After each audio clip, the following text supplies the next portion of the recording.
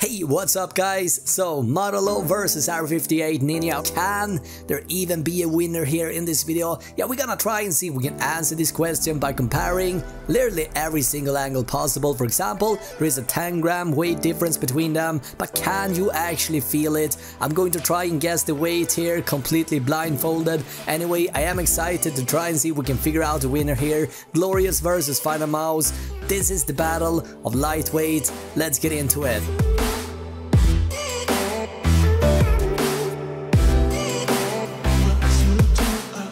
Let's kick it off with the sensor. Modelo uses the PMW 3360, but so does the Air58 Ninja as well. Both are also driver free, meaning that it will work on any PC, and the DPI profiles will work right out of the box, even on consoles. That means that they are pretty equal then. As far as sensor goes, well, yes, kind of. However, the Modelo comes with support for this nifty software that lets you do some further customizations to the sensor. For example, you can fine-tune the lift-up distance, the debounce, as well as customize the DPI profiles, and for example set values as high as 10k DPI if you want to. I'm not sure that many people are gonna do that, but it is a possibility, and this is as high as the sensor goes, should be said, and this can all be done very conveniently inside the software, and this is something that only Glorious is supporting. Finalmouse on the other hand has no supporting software on the Air58. The DPI profiles, for example, are pre-made and hard-coded, and the highest DPI here is 3200, even though the sensor is technically capable of going much higher than that. That all being said, not that many people are gonna go higher than 3200 anyway, but being able to customize the profile is actually very cool, but it's not really going to change the fact that the sensor is the same, and it's a sensor that never let me down, including many gamers out there, and I've had zero issues with neither of these two. Therefore, it's gotta be a tie here. I gotta say though, I'm really digging the software. Side note, to be able to install Glorious software, you need at least Windows 7 for that. So I'm in CSGO now, and we're gonna try each mouse out on a total of 5 different surfaces. Could there be any differences in the sensor despite the fact that both uses the same sensor? I don't know, but I do want to find out. We got hard, soft, wood and cardboard, and finally we got glass. Will they track on every surface or not? Let's find out. This is a Razer Firefly hard edition. It's a hard surface, hard plastic surface I should say. Works flawlessly, as you can see. Let's move on. Let's try soft then. Soft surface shouldn't be a problem. And it's not. Let's move on. What about something like wood then? Will it work? Yeah, very much so. It's a pass. What about cardboard then? Well, let's find out. It seems to work. Yeah, no issues. It's a pass. Finally, yeah, we do got glass. If these passes this test, I'm going to be, seriously, I'm going to be impressed.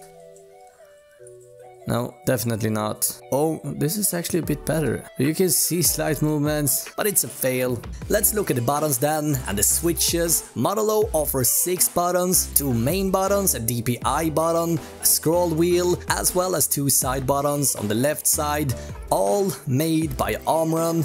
And yeah, so does Air58 as well. Most of the buttons are almost the exact same size as well, but there is a slight difference between the thumb buttons, where they're actually a tad bit smaller on Modelo, as you can see. Placement and everything is about the same though, should be said. Feedback and pressing force needed to activate the switches, as well as travel length, is also right about the same. Short and snappy and tactile, but the fact that again Modelo offers a software that lets you customize the buttons, and more importantly create and record macros, remap the DPI profiles, etc. makes Modelo a bit more versatile. What I like on the Finalmouse is the side buttons. They're slightly bigger and happens to attract my taste a bit more. In the end, it's a matter of preference, right? If you're not into heavy customization and building macros and whatnot, you're probably not even gonna care for the software. In the end, when I think about the buttons, how they feel, feedback and whatnot, the tactileness, it is about neck and neck between these two guys, but in the end I have to give the edge to R58 for slightly bigger side buttons, and because the whole frame is slightly higher, it's going to give you a bit more spacing for your thumb. As you can see in my case, my thumb is able to sit freely without touching the surface. Again, this is minor things as you can hear,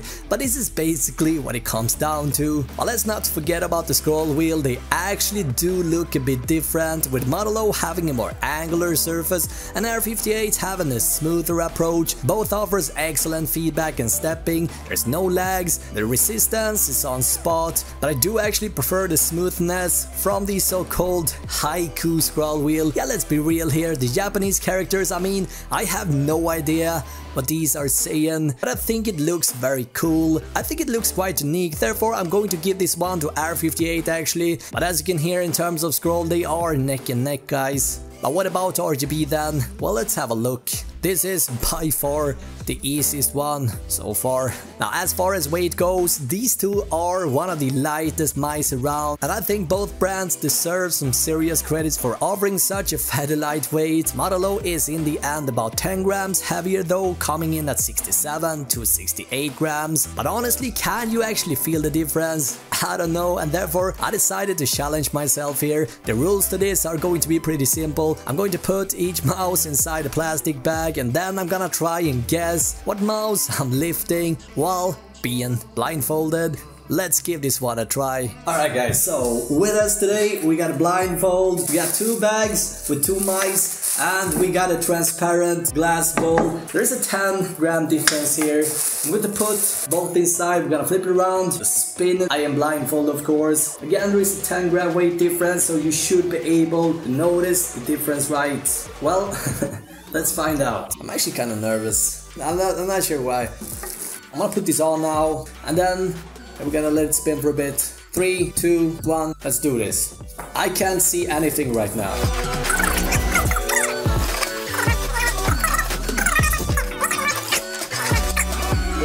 Mind you, I can't see anything. The left actually seems a little bit heavier. The right though, definitely seems heavy as well. But if I have to guess, det är helt omöjligt. Alright, what I'm holding in my right is the R58. My left, Model O. Model O, R58. Model O, R58. R58.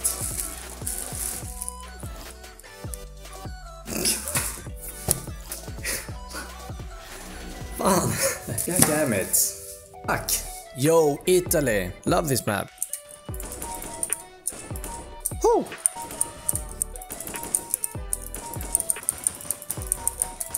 Nice. Let's go! No! Alright, let's switch over. Let's switch over. So I want to know, guys, in the comments, what is your favorite CSGO map of all time? You know, if you can pick whatever map you want, let's include the community created maps as well. Come on. 1 HP. Oh. Nice. So if you didn't think we was gonna play some Fortnite, you were mistaken. So we find anything nice here, anything juicy. Right, that's what I'm talking about. Ooh, we got another one. We got another one. Look at that. Look at that. Who would have thought, right?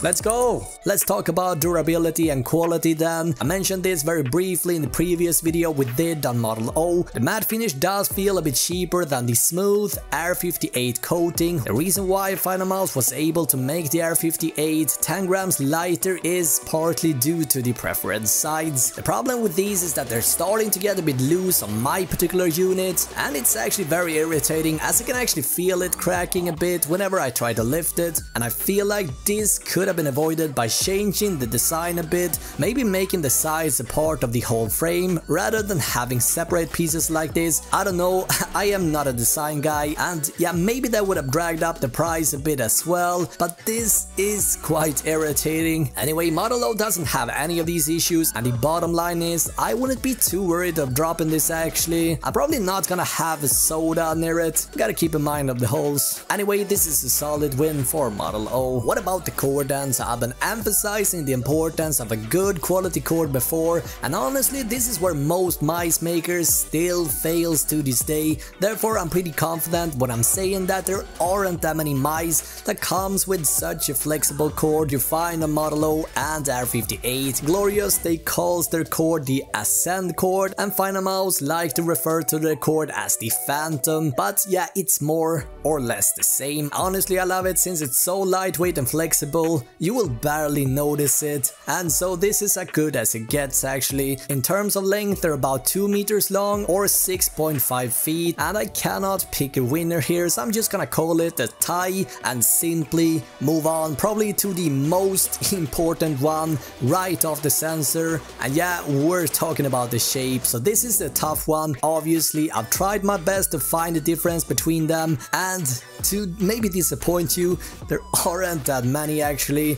They look pretty damn similar minus RGB, but if you look very carefully you will notice a few differences. While both are ambidextrous, has the same amount of buttons, shares almost the same weight and cord, this is maybe something you might be able to spot right away, but it's definitely something you feel after switching back and forth. Take a look at the back here, notice how the back end of the Finalmouse is a tiny bit higher versus the Model O. The difference makes Finalmouse feel slightly bigger in your hand. It's not huge or anything, but if you got smaller hands, I would say you're going to dig Model O a bit more. Also, look at the sides here. Model O has slightly smoother, more rounded sides as you can see, where Air58 has a more noticeable edge, so to speak. Again, it's quite noticeable when you switch back and forth. All in all, to try and pick a true winner here isn't gonna be easy, guys. As you can see, what I guess it comes down to is number 1, price, and number 2, availability. Now, since Finalmouse already sold every Air58 being made, price isn't really relevant since you're not gonna be able to buy it from them. A few, however, are being sold through Amazon, but asking $200 is pretty rude. I guess we have to look at the initial pricing then. Finalmouse was asking $90 for the Air, and Model O can be picked up for starting at $50 for the matte one and $60 for the glossy, which going to give Model O the final win. Glorious PC Race simply picks up the race to the world's best gaming mouse, where Finalmouse kinda disappeared or walked away. I don't know, I guess both works. Finalmouse is however planning to drop another mouse that is supposed to be even lighter than the Air58. Honestly, I cannot wait to see what they got for us. In the meantime, however, Model O ticks every box here and even goes beyond that with the software tool that lets you fine-tune the experience further. We got RGB that can be turned off. They're also giving us 2 different coatings, and all of this for $30 less. Sure, it is 10 grams heavier,